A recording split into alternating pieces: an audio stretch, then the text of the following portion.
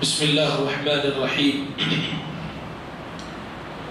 إن الحمد لله نحمده ونستعينه ونستغفره ونعوذ بالله من شرور أنفسنا ومن سيئات أعمالنا. من يهده الله فلا مضل له ومن يضلله فلا هادي له. وأشهد أن لا إله إلا الله وحده لا شريك له وأشهد أن محمدا عبده ورسوله. يا أيها الذين آمنوا اتقوا الله حق تقاته ولا تموتن إلا وأنتم مسلمون. يا أيها الناس اتقوا ربكم الذي خلقكم من نفس واحدة وخلق منها زوجها وبث منهما رجالا كثيرا ونساء واتقوا الله الذي تساءلون به والأرحام إن الله كان عليكم رقيبا. يا أيها الذين آمنوا اتقوا الله وقولوا قولا سديدا يصلح لكم أعمالكم ويغفر لكم ذنوبكم ومن يطع الله ورسوله فقد فاز فوزا عظيما. أما بعد فإن خير الحديث كتاب الله وخير الهدي هدي محمد صلى الله عليه وسلم وشر الأمور محدثاتها وكل محدثة بدعة وكل بدعة ضلالة وكل ضلالة في النار. أعوذ بالله من الشيطان الرجيم. بسم الله الرحمن الرحيم. يا أيها الذين آمنوا لا تقدموا بين يدي الله ورسوله واتقوا الله إن الله سميع عليم. رب اشرح لي صدري ويسر لي أمري واحلل عقدة من لساني يفقهوا قولي. اللهم انفعني بما علمتني وعلمني بما ينفعني وزدني علما يا رب العالمين. برادران اسلام، بزرگان دین، نوجوانان ملت اسلامیہ، پیارے بچوں اور اسلامی بھائیوں، ساری تعریفوں کا تنہا مستحق اللہ سبحانہ و تعالیٰ کی ذات ہے جو کائنات کے چپے چپے اور ذرے ذرے کا مالک ہے۔ درود و سلام نازل ہو اللہ کے تمام نبیوں پر، پیغمبروں، رسولوں پر، بالخصوص اس کے آخری نبی احمد مجتبی محمد مصطفیٰ صلی اللہ علیہ وسلم پر۔ محترم اسلامی بھائیوں، آج ربیع الاول کی 8ویں تاریخ ہے۔ اسی ماہ ربیع الاول کی 12ویں تاریخ کے موقع پر میلاد النبی کے نام سے عید منائی جاتی ہے، جشن منایا جاتا ہے، خوشیاں منائی جاتی ہے۔ میلاد یعنی پیدائش کا دن یا پیدائش کی تاریخ۔ میلاد النبی کا مطلب ہے نبی کی پیدائش کی تاریخ، اور عید میلاد النبی کا مطلب یہ ہے کہ نبی صلی اللہ علیہ وسلم کی پیدائش کی تاریخ کے موقع پر جشن منانا، عید منانا، خوشیاں منانا۔ آخر اس عید کی کیا حیثیت ہے مذہب اسلام کے اندر؟ اسلام کی روشنی میں اس عید کو کیا مقام حاصل ہے، اس مسئلے پر کتاب و سنت کے دلائل کے روشنی میں انشاءاللہ تعالی آج کے اس جمعہ میں آپ کے سامنے گفتگو کی جائے گی۔ سب سے پہلے ہم یہ طے کر لیتے ہیں کہ مذہب اسلام میں کتنی عید رکھی گئی ہے۔ مذہب اسلام میں کتنی عیدیں ثابت ہیں، کتنی عیدیں ہمیں عطا کی گئی ہیں منانے کے لیے، خوشیاں منانے کے لیے۔ انس بن مالک رضی اللہ تعالی عنہ قدم النبی صلی اللہ علیہ وسلم المدینہ لهم یومان يلعبون فیہما فقال رسول اللہ صلی اللہ علیہ وسلم ما هذان اليومان قالوا كنا نلعب فيهما في الجاهلية قال النبي صلى الله عليه وسلم قد أبدلكم الله سبحانه وتعالى بهما خيرا منهما يوم الأضحى والفطر رواه أبو داود في كتاب الصلاة۔ اس حدیث پاک کو امام ابو داود رحمۃ اللہ علیہ نے کتاب الصلاة کے اندر ایسے ہی نقل فرمایا ہے۔ راوی حدیث انس ابن مالک رضی اللہ تعالی عنہ کہتے ہیں کہ نبی کریم صلی اللہ علیہ وسلم جب مدینہ تشریف لائے، آپ نے دیکھا کہ وہاں کے لوگوں نے 2 دن مقرر کر رکھا ہے عید کے طور پر، جس میں وہ خوشیاں مناتے ہیں، کھیل کود کرتے ہیں۔ اللہ کے نبی صلی اللہ علیہ وسلم نے کہا ما هذان اليومان، یہ 2 دن کا کیا مسئلہ ہے، 2 دن کو خاص کرتے ہو اور ان 2 دنوں میں تم خوشیاں مناتے ہو، عیدیں مناتے ہو۔ ان لوگوں نے کہا کننا نلعب فیہما فی الجاہلیہ، اللہ کے نبی زمانے جاہلیت میں یہی 2 دن تھے جس میں ہم عید منایا کرتے تھے، سو آج بھی ہم خوشیاں مناتے ہیں۔ اللہ کے نبی صلی اللہ علیہ وسلم نے کہا کہ سنو، یہ 2 دن تم بھول جاؤ، اللہ تعالیٰ نے اس سے بہتر تم کو 2 دن عطا کیے ہیں، عید الاضحیٰ اور عید الفطر، یہی 2 عیدیں تمہیں اللہ نے عطا کی ہیں۔ اس 2 عیدوں کے موقع پر تم خوشیاں مناؤ، تم جشن مناؤ۔ بھائیو، یہ حدیث بتلاتی ہے کہ اللہ تعالیٰ نے 2 عیدیں دنیا کے اندر نازل کی ہیں۔ رسول اکرم صلی اللہ علیہ وسلم نے 2 عیدوں کا تذکرہ کیا ہے، مذہب اسلام نے 2 ہی عیدوں کا تذکرہ کیا ہے، کسی تیسری عید کا تذکرہ اسلامی شریعت کے اندر نہیں ملتا ہے۔ اگر کوئی شخص کسی تیسری عید کا اضافہ کرتا ہے اسلامی شریعت کے اندر تو وہ دلیل لے کر کے آئے، اور دلیل وہ جو رب کے قرآن سے ہونی چاہیے یا مصطفیٰ جان رحمت کے فرمان سے ہونی چاہیے۔ سورۃ الفاتحہ سے لے کر کے سورۃ الناس تک پڑھ جائیے، کہیں کوئی بھی دلیل ایسی موجود نہیں ہے جو عید میلاد النبی کے ثبوت کی دلیل فراہم کرتی ہو۔ نبی صلی اللہ علیہ وسلم کی پوری احادیث مبارکہ کو پڑھ جائیے، کوئی بھی ایک ایسی حدیث نہیں ہے جو یہ بتلاتی ہو کہ کوئی تیسری عید بھی مذہب اسلام کے اندر پائی جاتی ہے۔ بھائیو، جب یہ تیسری عید مذہب اسلام کا حصہ نہیں تو کیا اسے منانا بہتر ہے، اسے اسلام کا لبادہ پہنانا بہتر ہے؟ اس مسئلے پر نبی کریم صلی اللہ علیہ وسلم نے بیان فرمایا۔ وعن عائشة رضی اللہ تعالی عنہ قالت قال النبي صلى الله عليه وسلم من احدث في امرنا هذا ما ليس فيه فهو رد، رواه البخاری في کتاب الصلح۔ اس حدیث پاک کو امام بخاری رحمۃ اللہ علیہ نے کتاب الصلح کے اندر نقل فرمایا ہے۔ راویہ اما عائشہ بیان کرتی ہیں کہ نبی کریم صلی اللہ علیہ وسلم نے بیان فرمایا کہ جس کسی نے اس دین میں کوئی ایسی بات ایجاد کی جو اس دین کا حصہ نہیں ہے تو وہ بدعت ہے، وہ مردود ہے، اس عمل کا ثواب نہیں بلکہ اس عمل کا اسے گناہ دیا جائے گا۔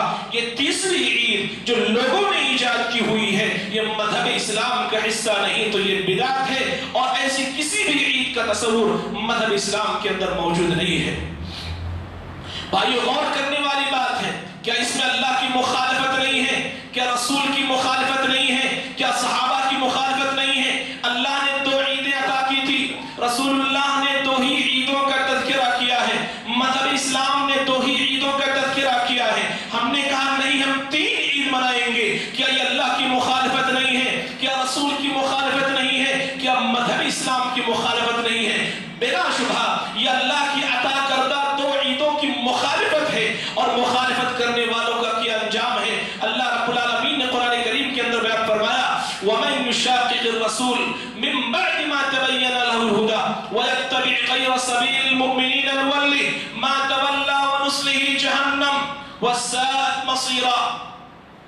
اللہ رب العالمین نے بیان فرمایا جو رسول کی مخالفت کرتا ہے باوجود اس کے کی ہدایت واضح ہو چکی ہے، یہ مسئلہ واضح ہو چکا ہے کہ مذہب اسلام میں صرف 2 ہی عیدیں رکھی گئی ہے۔ اس کے باوجود اگر کوئی مخالفت کر کے تیسری عید کا بھی اضافہ مذہب اسلام کے اندر کرتا ہے تو اللہ نے کہا نُوَلِّهِ مَا تَوَلَّى، جس گمراہی پر چلتا ہے ہم اسے اسی گمراہی کی طرف چلا دیتے ہیں، وَنُصْلِهِ جہنم، ایسے لوگوں کو جہنم میں ڈال دیں گے، جہنم میں داخلہ دیں گے، وَسَاءَتْ مَصِيرًا، اور یہ جہنم بدترین ٹھکانہ ہے۔ بھائیو یہ حدیث، یہ نصوص بتلاتے ہیں کہ مذہب اسلام نے صرف 2 ہی عیدوں کا تذکرہ کیا ہے، کسی تیسری عید کا وجود مذہب اسلام کے اندر نہیں ہے۔ اب آئیے دیکھتے ہیں کہ یہ جو تیسری عید دین کے نام پر ایجاد کی گئی، کیا اس عید کو اس امت کے بہترین لوگوں نے کیا ہے؟ کیا یہ عید، یہ جشن اس امت کے بہترین لوگوں نے منایا ہے؟ آئیے وہ بھی دیکھ لیتے ہیں۔ اس امت کے بہترین لوگ کون ہیں؟ خود اللہ کے نبی صلی اللہ علیہ وسلم نے اپنی احادیث کے اندر بیان فرمایا۔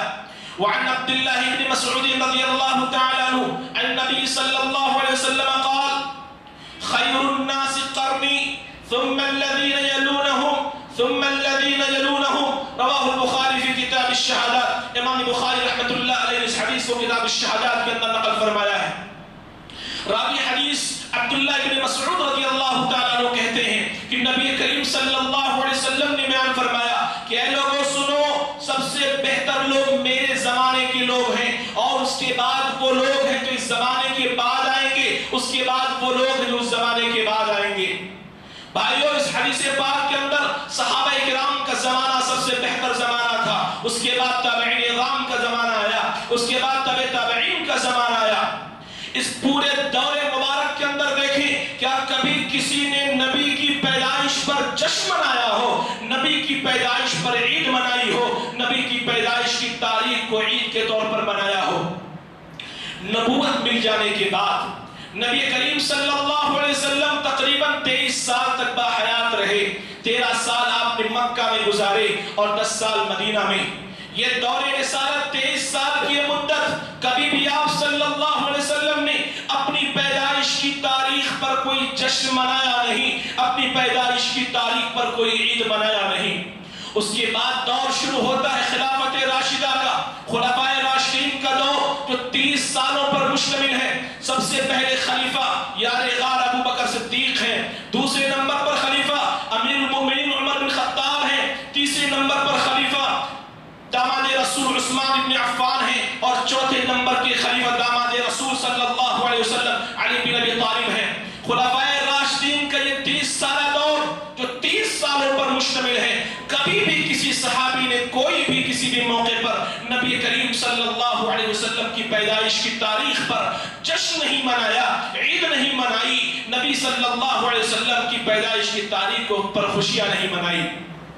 اس کے بعد دیکھیں صحابہ کرام کا جو دور مبارک ہے، صحابہ کرام کا جو دور مبارک ہے، سن 110 ہجری میں آخری صحابی ابو الطفیل ابن عمر رضی اللہ تعالیٰ عنہ کا انتقال ہوتا ہے۔ یہ 100 سالہ جو دور صحابہ ہے، اس پورے دور صحابہ میں کبھی بھی کسی بھی صحابی نے اللہ کے نبی صلی اللہ علیہ وسلم کی پیدائش کی تاریخ پر جشن نہیں منایا۔ اس کے بعد تابعین کرام کا دور شروع ہوتا ہے، سن 110 ہجری سے لے کر کے 180 ہجری تک تابعین کرام کا دور شروع ہوتا ہے۔ اس پورے دور میں کہیں بھی کسی تابعی نے، کہیں بھی کسی محدث نے اللہ کے نبی صلی اللہ علیہ وسلم کی پیدائش کی تاریخ پر جشن نہیں منایا۔ اس کے بعد 180 ہجری سے لے کر کے 220 ہجری تک یہ تبع تابعین کا دور ہے۔ یہ پورا دور جو اسلامی تاریخ کا سنہرا دور ہے، جس تاریخ میں حدیثیں مدون کی گئیں، حدیثیں جمع کی گئیں، مسائل شریعت مدون کیے گئے، قرآن کریم کا نزول ہوا۔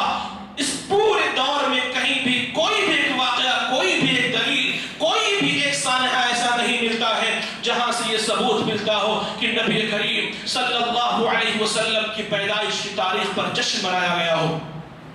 بھائیو غور کرنے کی بات ہے، غور کرنے کی بات ہے۔ اس کے بعد ائمہ اعظام کا دور شروع ہوتا ہے۔ امام ابو حنیفہ رحمۃ اللہ علیہ کی وفات پیدائش 80 ہجری، وفات 150 ہجری۔ اس کے بعد امام شافعی کی وفات سن 204 ہجری، امام بخاری کی وفات سن 256 ہجری، 103 ہجری، یہ اتنا لمبا دور، بڑے بڑے ائمہ جو امام ابو حنیفہ کی طرف نسبت کرتے ہیں، خود امام ابو حنیفہ رحمۃ اللہ علیہ کی زندگی سے ایک بھی دن، ایک بھی ایسی تاریخ کا ثبوت نہیں جس سے یہ کہا جا سکتا ہو کہ نبی کریم صلی اللہ علیہ وسلم کی پیدائش پر خوشیاں منائی جائیں، جشن منائی جائیں، ان کی تاریخ کو عید کا نام دیا جائے، ان کی تاریخ پر جشن منایا جائے، کوئی بھی ایسی دلیل نہیں۔ پھر اسلام کا حصہ کیسے ہو سکتا ہے؟ یہ دین کا حصہ کیسے ہو سکتا ہے؟ اور میرے بھائیوں، میں بتاتا چلوں، بعض لوگوں نے کہا، یہ باور کرانے کی کوشش کی کہ رسول اللہ سے محبت کا تقاضا ہے کہ نبی کی پیدائش کی تاریخ پر عید منائی جائے۔ مجھے بتلاؤ، نبی سے محبت کیا صحابہ کرام سے بڑھ کر کے کوئی کر سکتا ہے؟ یار غار ابو بکر صدیق سے بڑھ کر نبی سے محبت کوئی کر سکتا ہے؟ وہ صحابہ جنہوں نے اپنی جان قربان کر دی، اپنا تن من دھن نبی کی مسکراہٹوں پر قربان کر دیا، کیا وہ صحابہ نبی سے محبت کرنے والے نہیں تھے؟ کیا وہ صحابہ جن کے جسم کے ٹکڑے ہو گئے پر یہ گوارا نہ کیا کہ نبی کے جسم مبارک پر ایک کانٹا بھی چبھ جائے؟ ایسے صحابہ نبی سے محبت کر رہے ہیں، اور ہم یہ کہہ رہے ہیں کہ نبی سے محبت کا تقاضا یہ ہے کہ نبی کی پیدائش کی تاریخ پر خوشیاں منائی جائیں، جشن منایا جائے۔ کیا ہم صحابہ کی محبت میں نعوذ باللہ شک کرتے ہیں؟ وہ صحابہ کہ جن کی محبت کی گواہی اللہ سبحانہ و تعالی نے دی، انہوں نے تو کبھی نہیں منایا۔ پتہ چلا ہماری محبت ناکام ہے اگر ہم محبت کرنے کا مطلب سمجھتے ہیں کہ نبی کا نام آئے تو انگوٹھے چومے جائیں، اگر محبت کا مطلب سمجھتے ہیں کہ نبی کی پیدائش کی تاریخ پر ہم خوشیاں منائیں، جشن منائیں، تو ہماری محبت صحابہ کرام جیسی محبت نہیں ہے۔ اور یاد رکھو، اللہ تعالیٰ نے کہا فَإِنْ آمَنُوا بِمِثْلِ مَا آمَنْتُمْ بِهِ فَقَدِ اهْتَدَوْا، اگر تمہاری محبت صحابہ جیسی محبت نہیں ہے تو ایسی محبت کو اللہ کو ضرورت نہیں ہے۔ لہذا یاد رکھیں، صحابہ کرام سے بڑھ کر کے کون محبت کر سکتا ہے؟ صحابہ کرام سے بڑھ کر کے کون محبت کر سکتا ہے؟ ایک بیوی خنسہ رضی اللہ تعالی عنہا کے بیٹے اور شوہر میدان میں شہید کر دیے گئے، جنگ میں شہید کر دیے گئے۔ کسی نے کہا خنسہ تمہارے بیٹے شہید کر دیے گئے، کہا وہ سب چھوڑو، بتاؤ میرے نبی کیسے ہیں؟ کہا تمہارا شوہر بھی شہید کر دیا گیا، کہا وہ سب چھوڑو، بتاؤ میرے آقا کیسے ہیں؟ بتایا گیا اے خنسہ اللہ کے نبی محفوظ ہیں۔ کہا اگر نبی محفوظ ہیں تو یہ سب کی سب دنیاوی چیزیں ہیں، کل میں اللہ کے سامنے کس قدر اٹھائی جاؤں گی؟ مجھے کہا جائے گا فلا شہید کی بیوی کو بلاؤ، شہید بیٹوں کی ماں کو بلاؤ، یہ میرے مقام کی بات ہے۔ تو صحابہ کرام کی محبت کی لمبی داستان ہے بھائیوں، غور کرنے کی بات یہ ہے، نبی سے محبت کا تقاضا یہ ہے کہ نبی کی پیروی کی جائے، جو باتیں نبی سے ثابت ہے بس اتنے ہی پر عمل کیا جائیں، جو نبی سے ثابت نہیں اس پر عمل نہیں کیا جائے، یہ نبی سے محبت کا تقاضا ہے۔ اسی طریقے سے بھائیوں 12 ربیع الاول بتایا جاتا ہے کہ نبی کریم صلی اللہ علیہ وسلم کی پیدائش کی تاریخ لوگوں نے مقرر کر رکھی 12 ربیع الاول، جبکہ پورے کتب احادیث، پوری تاریخ اور مؤرخین کی جملہ تاریخی روایات اٹھا لو، کوئی بھی ایسی مستند صحیح روایت موجود نہیں ہے جس سے اس بات کا ثبوت ملتا ہو کہ نبی کی پیدائش 12 ربیع الاول کو ہوئی تھی۔ خود صحابہ کرام جو قدم قدم پر نبی کے ساتھ تھے، نبی کی صحبت میں تھے، وہ صحابہ کرام کے درمیان اختلاف موجود ہے کہ نبی کی پیدائش کی تاریخ کب ہوئی ہے، اور ہم اور آپ نے یہ مقرر کر رکھا ہے کہ 12 ربیع الاول کو نبی کی پیدائش کی تاریخ ہے۔ بھائیوں اگر ان دلائل کو دیکھا جائے تو جو قرین ثواب دلیل معلوم ہوتی ہے کہ نبی کی پیدائش وہ بھی صحیح نہیں ہے، لیکن جو سب سے صحیح معلوم ہوتی ہے کہ نبی صلی اللہ علیہ وسلم کی پیدائش 8 ربیع الاول کو ہوئی، لیکن پھر 12 ربیع الاول کو کیا ہوا تھا؟ سنیے، 12 ربیع الاول کو نبی کی وفات کا وقت ہے، نبی صلی اللہ علیہ وسلم کی وفات کی تاریخ ہے۔ اسلامی تاریخ کا سب سے بڑا حادثہ، سب سے بڑا سانحہ اسی 12 ربیع الاول کی تاریخ کو پیش آیا۔ آخر 12 ربیع الاول کو کیا ہوا تھا؟ وعن عائشة رضي الله تعالى عنها قالت رأيت النبي صلى الله عليه وسلم وهو بالموت وعنده قدح فيه ماء وهو يدخل يده في القدح ثم يمسح وجهه بالماء ثم يقول اللهم أعني على غمرات الموت، اللهم أعني على سكرات الموت۔ حدیث پاک کو امام ترمذی رحمۃ اللہ علیہ نے کتاب الجنائز کے اندر نقل فرمایا ہے۔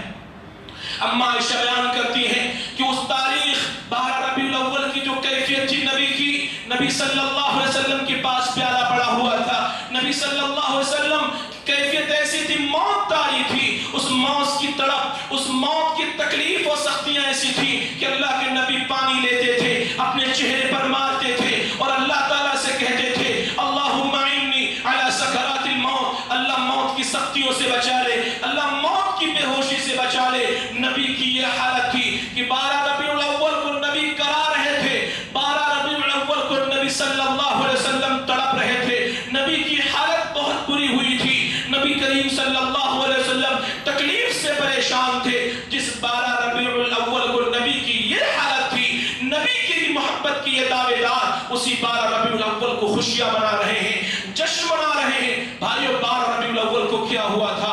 12 ربیع الاول کو نبی کی چہیتی بیوی حضرت عائشہ غمزدہ تھی، 12 ربیع الاول کو نبی کی لخت جگر فاطمہ الزہرا غمزدہ تھی، 12 ربیع الاول کو یار غار ابو بکر صدیق غمزدہ تھا، 12 ربیع الاول کو عمر ابن خطاب غمزدہ تھے، 12 ربیع الاول کو داماد رسول عثمان ابن عفان غمزدہ تھے، 12 ربیع الاول کو داماد رسول علی بن ابی طالب غمزدہ تھے، 12 ربیع الاول کو تمام صحابہ کرام رو رہے تھے، پورے مدینے پر سناٹا تھا، پوری دنیا غم کے مارے ٹوٹ پڑی تھی، اور نبی سے محبت کے دعوے دار اسی 12 ربیع الاول کو جشن مناتے ہیں، عید مناتے ہیں، خوشیاں مناتے ہیں۔ یہ کیسی محبت ہے کہ جس تاریخ کو نبی کو دنیا سے اٹھایا گیا، جس تاریخ کو نبی کی لخت جگر پر قیامت ٹوٹ پڑی، غموں کا پہاڑ ٹوٹ پڑا، یہ نبی کے چاہنے والے اس تاریخ کو خوشیاں مناتے ہیں، جشن مناتے ہیں۔ یہ محبت کا فلسفہ بھی سمجھ میں نہیں آتا ہے۔ بھائیو اسی طریقے سے اگر بات کریں اس جشن عید میلاد النبی کی تاریخ کی تفاصیل میں جائیں کہ اگر یہ اسلام کا حصہ نہیں ہے، دین کا حصہ نہیں ہے، شریعت کا حصہ نہیں ہے، تو اس سرزمین پر اس کا وجود کب اور کیسے ہوا؟ اگر تفاصیل میں جائیں، مختصر طور پر جاننے کی کوشش کریں تو نبی صلی اللہ علیہ وسلم کی وفات کے مرنے کے بعد تقریباً 600 سال گزر گئے۔ 600 سال کے بعد سرزمین عراق کے شہر موصل کے علاقے اربل کا ایک حکمراں تھا ملک مظفر، اس نے اس عید کی بنیاد رکھی، اس عید کی ایجاد رکھی۔ رسول اللہ کی وفات کے 600 برس گزر جانے کے بعد سرزمین عراق وہاں سے اس عید کی بنیاد پڑی، اور یہ سرزمین عراق جہاں سے اس بدعت کی بنیاد پڑی، آپ جانتے ہیں سرزمین عراق کے حوالے سے نبی کریم صلی اللہ علیہ وسلم نے اپنی زندگی میں کیا بیان فرمایا تھا؟ آپ نے کہا تھا عراق کا علاقہ وہ علاقہ ہے جہاں سے آئندہ فتنے سر اٹھائیں گے۔ جانتے ہیں یہ جشن عید میلاد النبی کا موجد کون ہے؟ یہ اسلام دشمن باطنی فرقے کا حکمراں، باطنی فرقے کا حکمراں۔ اس زمانے میں بہت سارے فرقے وجود میں آئے جنہوں نے مذہب اسلام کو نقصان پہنچانے کی کوشش کی۔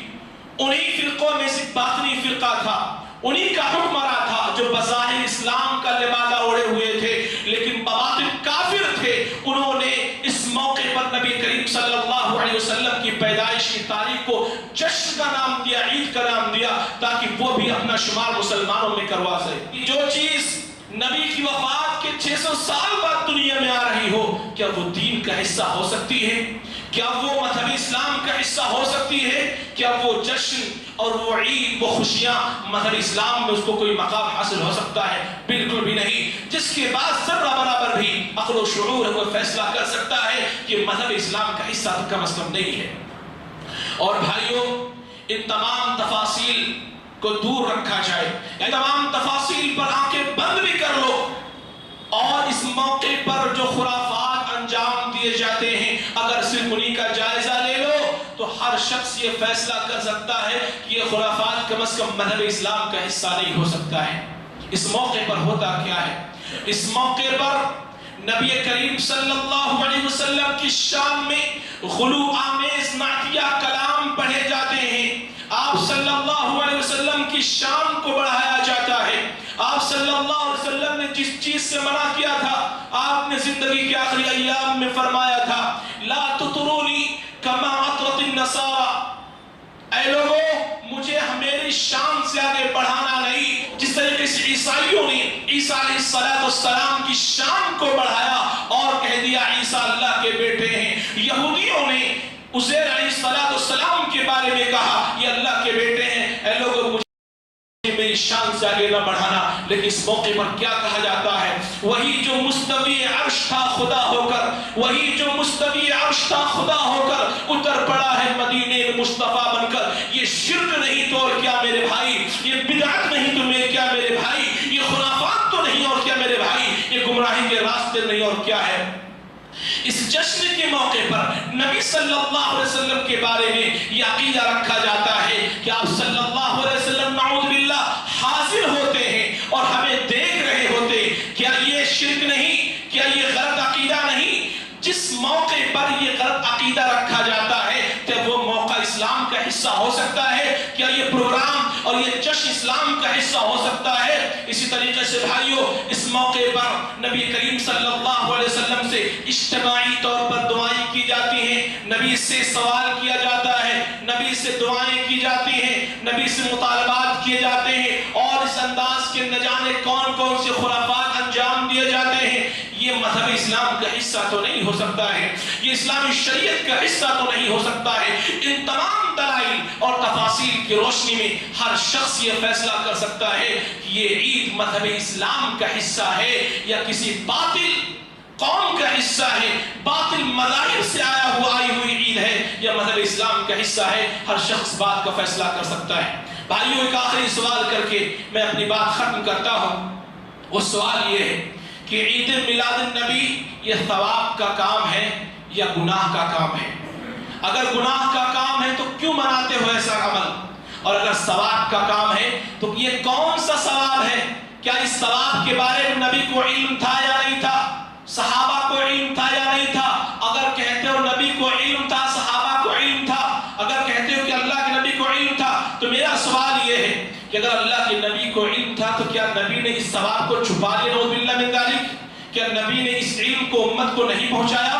اگر کہتے ہو نہیں پہنچایا تو گویا تم نبی کے اوپر الزام باندھتے ہو کہ نعوذ باللہ نبی نے دین مکمل نہیں کیا ہے، یہ نبی کے اوپر الزام ہے۔ اور اگر کہتے ہو نبی صلی اللہ علیہ وسلم کو اس بارے میں کوئی علم نہیں تھا تو دین کا کون سا مسئلہ ہے جو نبی کو علم نہ ہو؟ دین کا مسئلہ ہو ہی نہیں سکتا ہے۔ ہر شخص اس بارے میں فیصلہ کر سکتا ہے۔ اللہ سبحانہ و تعالی ہم تمام لوگوں کو ان بدعات و خرافات سے اپنے عقیدے کو بچانے کی توفیق عطا فرمائے، شرکیات سے اپنے آپ کو بچانے کی توفیق عطا فرمائے، سنجیدگی کے ساتھ متانت کے ساتھ اس مسئلے پر غور و فکر کرنے کی توفیق عطا فرمائے۔ اللہ سبحانہ و تعالی جب تک دنیا میں رکھے کتاب و سنت پر باقی رکھ، جب ہمارا خاتمہ ہو تو ایمان بالخیر پر ہو۔ صلی اللہ علی خیر خلق محمد وعلی آلہ وصحبہ اجمعین برحمتک یا ارحم الراحمین۔